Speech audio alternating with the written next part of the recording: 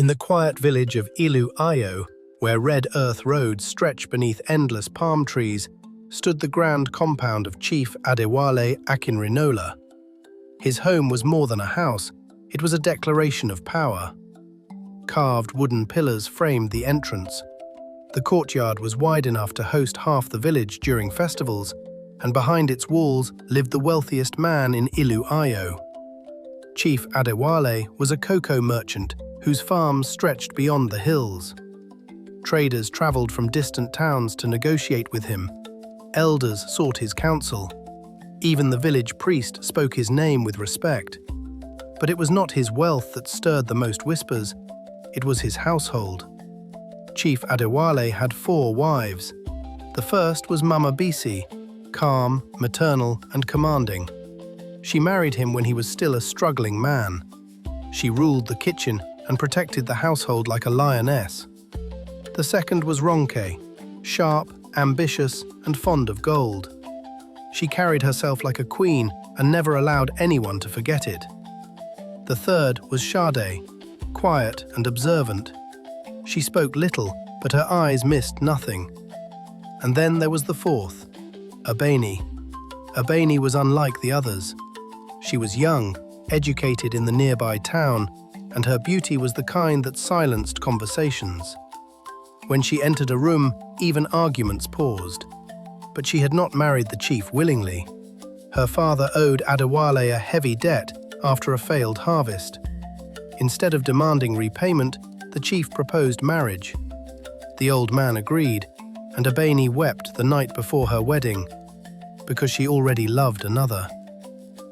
His name was Tunde, a hunter's son with restless ambition and dreams larger than the village itself.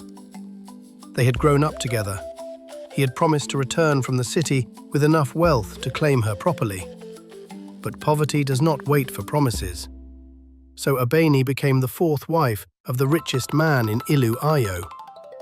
At first, she moved through the compound like a shadow. She spoke only when necessary. The other wives watched her carefully, especially Ronke, who feared losing favor. But Adewale did something unexpected. He was patient. He never forced her into his room. He never raised his voice. When she asked for books, he provided them.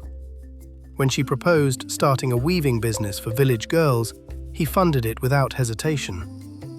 One evening he told her softly, "Affection cannot be harvested like cocoa. It must be grown." And slowly, something changed. She began to see the man beneath the authority. He listened to her opinions.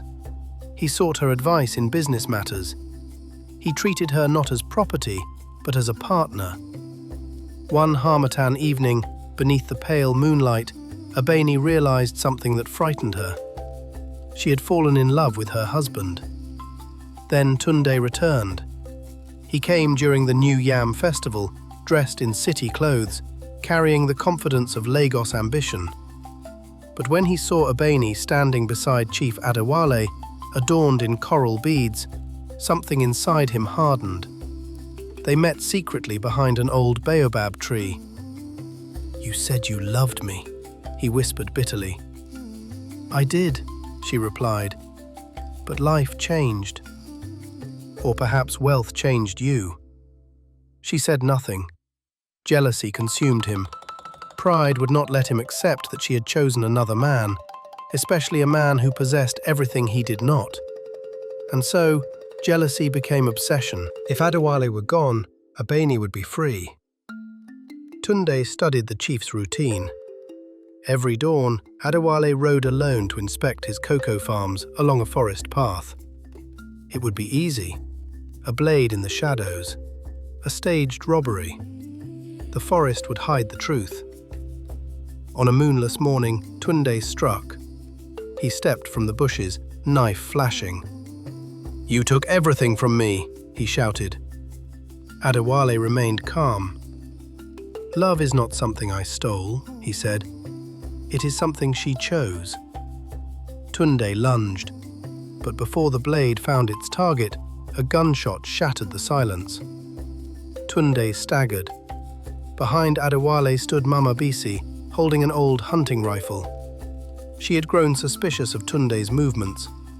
Quietly, she had been watching, protecting her household. As Tunde fell, blood staining the red soil, he laughed weakly. "You think I came alone?" From the shadows stepped Ronka. She had fueled his jealousy. She had fed him information about Adewale's movements, hoping that if the chief died, she would gain control and power.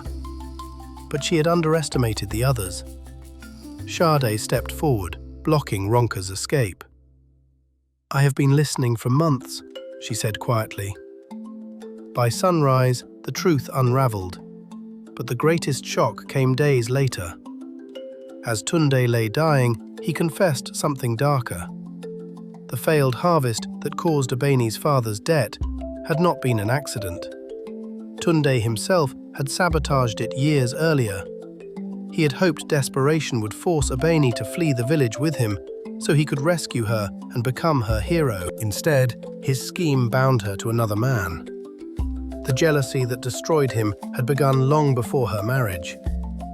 The revelation shattered Abeni. The man she once loved had engineered her suffering. The man she once resented had protected her dignity all along. Ronke was banished from Ilu Ayo. Mama Bisi's authority became unshakable. Sade's quiet wisdom earned deep respect. And Abeni? She wept, not for Tunde, but for the illusion she had believed.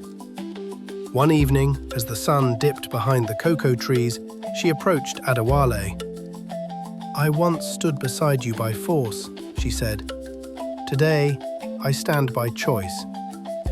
In Ilu Ayo, their story became legend, a lesson whispered to daughters beneath lantern light. Jealousy destroys, patience builds, and love freely chosen is stronger than love claimed by force.